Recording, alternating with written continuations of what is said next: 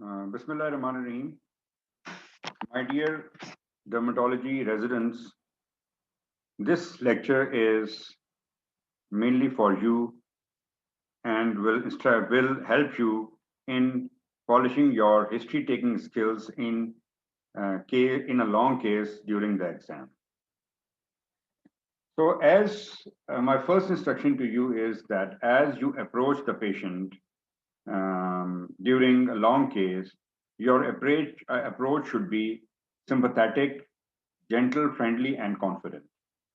All the four adjectives are very important. And we expect the candidates in our exam to be gentle and sympathetic and should be friendly and confident as well. We would never like a candidate who is shaky to pass this exam because the non-confident or shaky candidates will always be a difficult doctors in future. So even if you know less, please don't become stressed and don't lose your confidence and do whatever is being done in the exam with confidence. The first part of history taking is to introduce yourself to the patient and ask for the patient permission to proceed. Then try to communicate with the patient in Urdu because Urdu is a language which is understood more by most of the patients, may he be from any area as well as by the examiners. Only use a local language if the patient does not understand Urdu at all. Allow the patient to give his own account of current illness and then ask questions about the aspects that are left deficient. By this point, I mean to say that initially ask the patient that why has he come for to the emergency or the skin ward, means what are his or her presenting complaints, and let the patient talk for a while and don't interrupt the patient at least for 1 to 2 minutes. Once the patient is done with the presenting complaint, then you should start asking the questions and about his presenting complaint. Avoid leading questions during history taking, the questions whose answers are in yes or no. For example, instead of asking that if you have diarrhea or not, ask that how is your bowels. Avoid using medical terms and use common words to describe the patient history.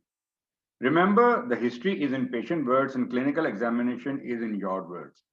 So even if the patient is using medical terminologies, this happens many a times because the patients are admitted in the dermatology wards and are being seen daily by many residents who are talking in front of the patient, and some educated patients do understand what they are talking and they start learning from their conversations.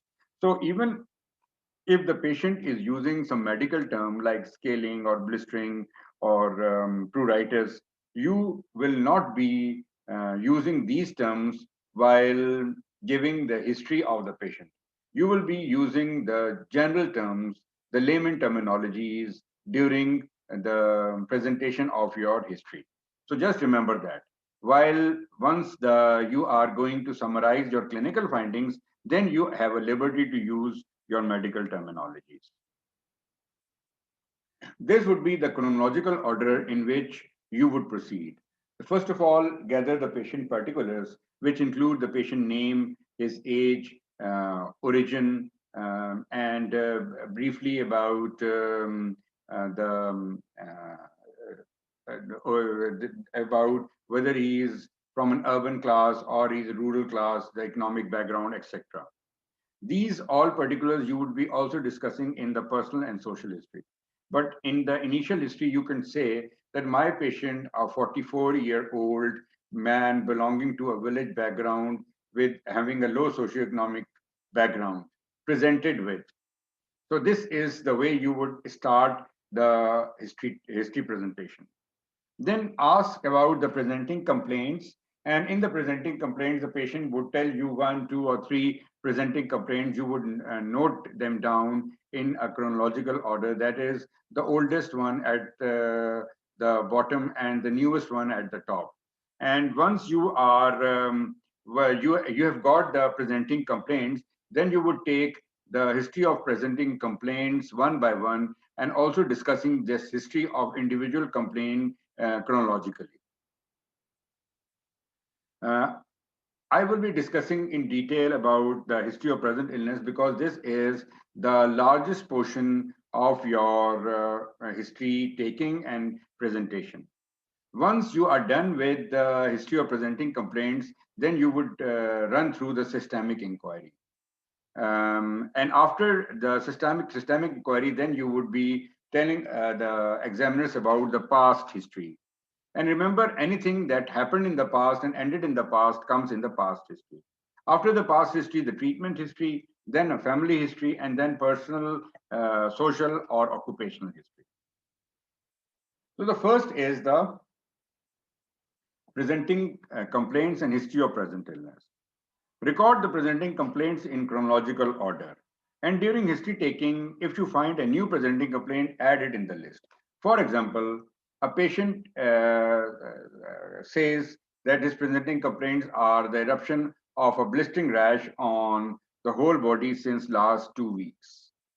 And after that, he has not given any other presenting complaints. But once you have started taking the history about this presentation, he says that he is having a lot of itching in that rash.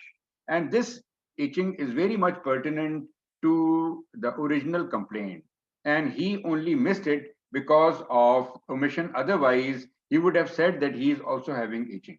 So once you have discovered a symptom that is very much pertinent to that presenting complaint, you would go back to the presenting complaint and add that symptom, and then the presenting complaint would be the blistering rash on whole of the body along with severe itching since the duration which the patient has referred. So the presenting complaints which the patient initially has told you is not must that nothing can be added into that presenting complaint, because whatever you take, you ask from the patient, it is also part of the history and also part of the presenting complaints, and it can be included later on in the same chronological order as you have entered the other presenting complaints before.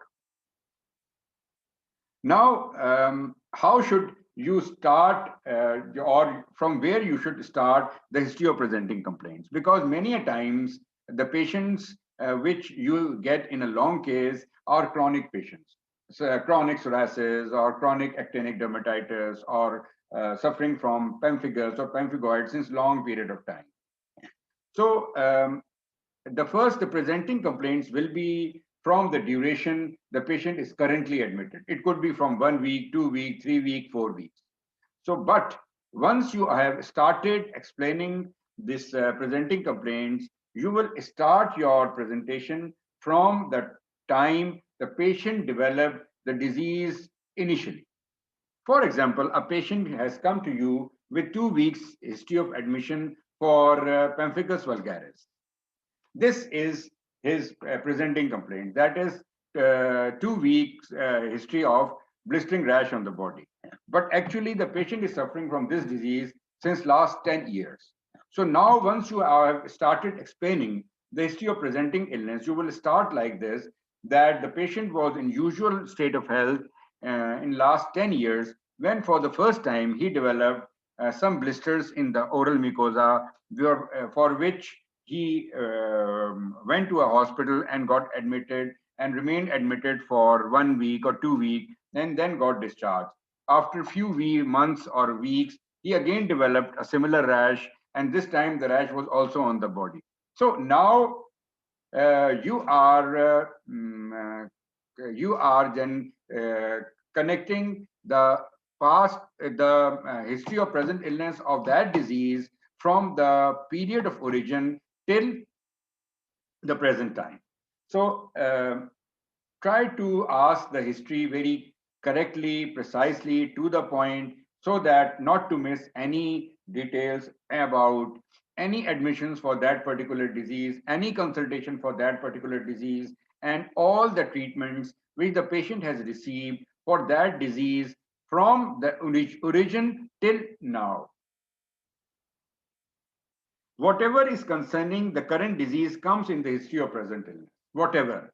No matter since how long the patient is suffering from that current disease, everything regarding that current disease and the current complaints will be included in history of present illness. Follow the chronological order in describing the significant history of presenting illness.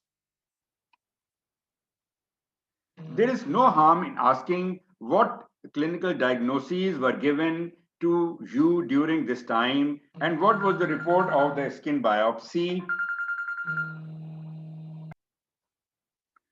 So take the patient as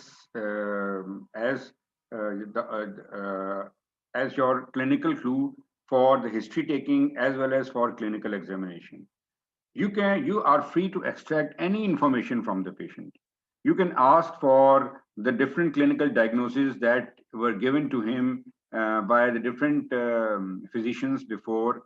You can ask for the report of the skin biopsy which was done in the past. You can ask him about the treatments which he has received. If he knows the name, then it's fine. If you can ask him that whether he has received a weekly drug or a capsule which who are expensive or some other therapy like phototherapy, then you can do anything about regarding the patient. But just remember that even if the patient gives you a diagnosis that he has been diagnosed as psoriasis in the past, it does not mean that this diagnosis is correct as well, because many a time the diagnosis is changed by different physicians, and a patient who initially was labeled as eczema later on turn out to be psoriasis. A patient who is labeled as psoriasis later on turn out to be CTCL, and patient of CTCL later on turn out to be suffering from PRP. So, mentioning that the patient was labeled as psoriasis, and even if you agree that the diagnosis is correct, you are not going to use the words that the patient is a known case of psoriasis, because and now we have to examine the patient and give our own opinion about the patient complaints and the clue regarding his past history, regarding the history of present illness about that disease is a valid clue, but that clue should not overpower your clinical diagnosis, your clinical examination, and then conclusion. So, stressing to you again that the patient is your patient for half an hour and you are free to extract any information from the patient. But that information would be included as a part of the history of present illness, and you should not be carried away from this information that you ignore the clinical examination and think that this is the actual diagnosis which I was looking for. So keep on searching for new clues, and there is a possibility that the patient is suffering from a different disease from what he has been labeled in the past. Even if the disease has started in childhood and has long remission, the history of present illness will start from that point from which where the disease has initially started. Describe each presenting complaint in detail at one place and follow the sequence of occurrence of the complaint I have already told you before.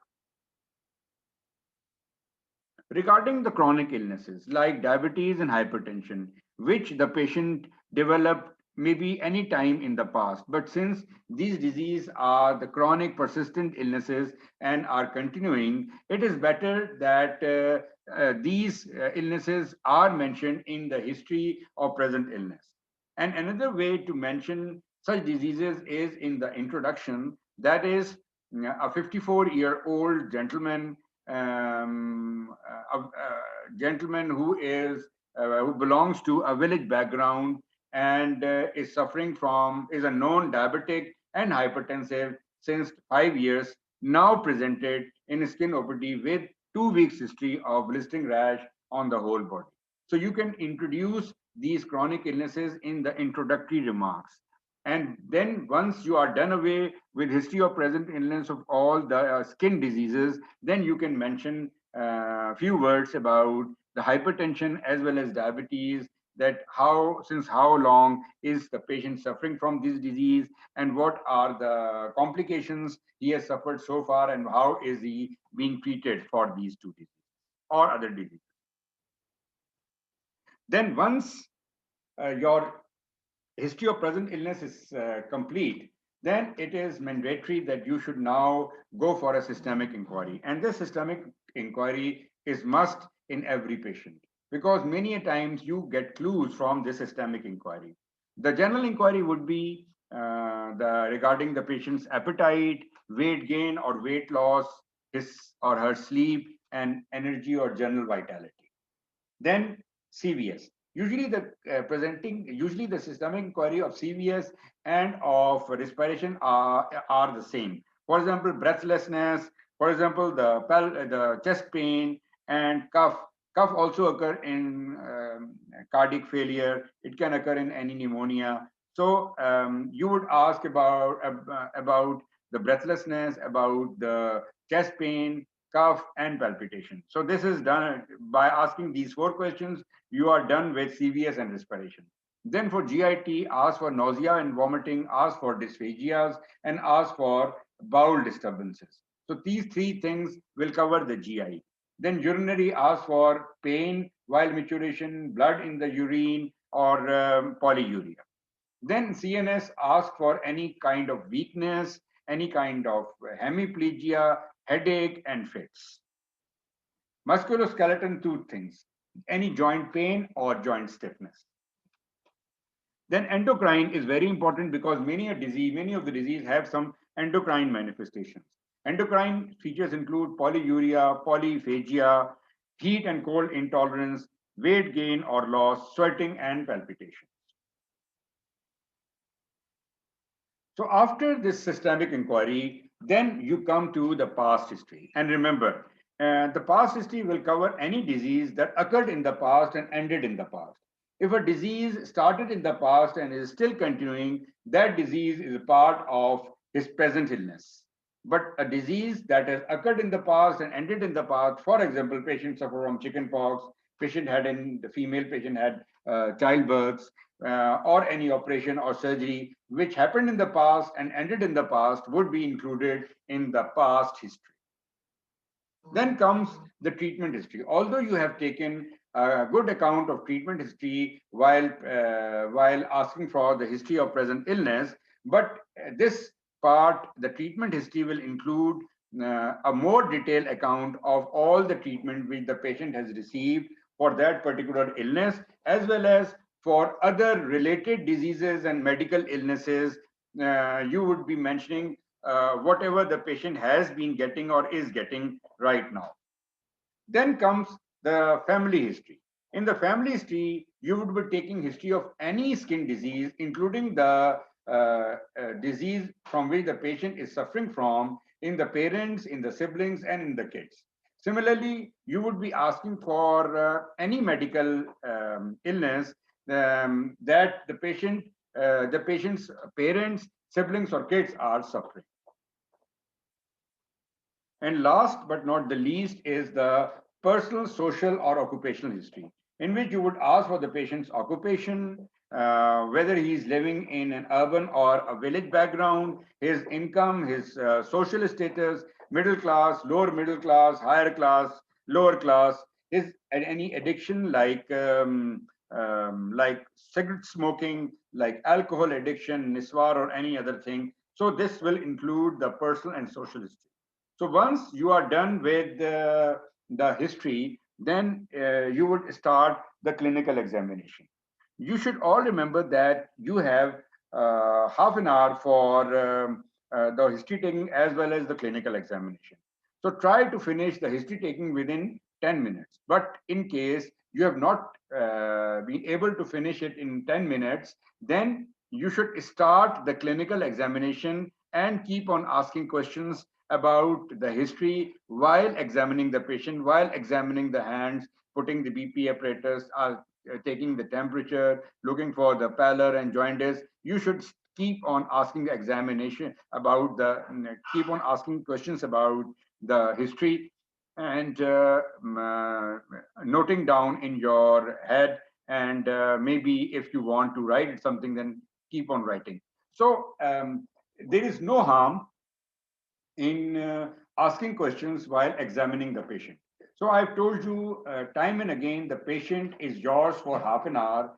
Try to ask whatever you can from the patient. Try to examine the patient as completely as possible, and try not to make the patient sit and lie and sit and lie again and again. Don't bother the patient much. It is better that you should take whatever information that is possible to extract from the patient by minimally disturbing the patient. I have posted my examination drill for long case. Do see that examination drill and follow the examination drill.